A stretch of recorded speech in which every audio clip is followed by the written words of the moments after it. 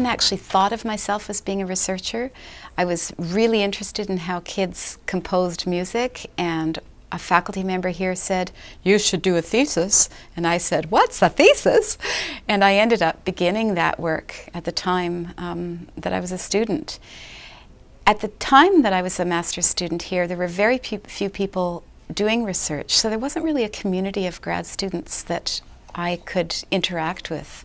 Most people did course-based masters. So in conducting that piece of research, I found that I really had to lean on the faculty members here, but also people across campus who were involved in research regularly.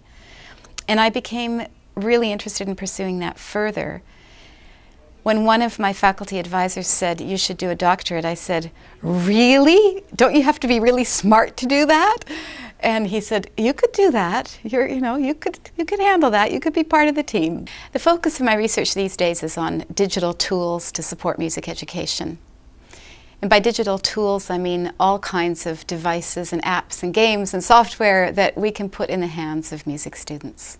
Most of us who work in educational research tend to look at classroom-based learning, and we sometimes neglect to look at the kinds of learning that happen outside of school hours. So this is a project that does that as well. There are 4 in what we call the Music Tool Suite, and you can find them on our website, www.musictoolsuite.ca. There are 4 in the suite. I'd like to tell you a little bit about DREAM. DREAM stands for Digital Resource Exchange About Music. So DREAM is really a repository for resources of all kinds that teachers and students might use to help them in their music study. We didn't actually create the resources in DREAM. What we did was create an infrastructure that's a little bit like a TripAdvisor for music teachers. We're the first to do this kind of detailed work in Canada. And so it fits in with other studio work, but it fills various gaps, including gaps in terms of independent music teachers and gaps in terms of what we do in Canada as a whole when we look at music education. I really enjoy teaching graduate courses because by the time students come to grad school, they often have really strong ideas about what they're passionate about and what they want to study. And I love being able to nurture those interests.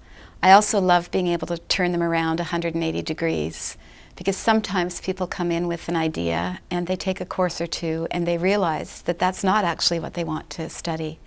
And it's the enthusiasm and the drive of our grad students that is just so motivating for me as a professor year after year. One by one, you and me, that's how we build community. Take the step, take your turn, learn to teach, teach to learn, support, connect, collaborate, be a part, help us create. Yeah, one by one, you and me, that's how we build community.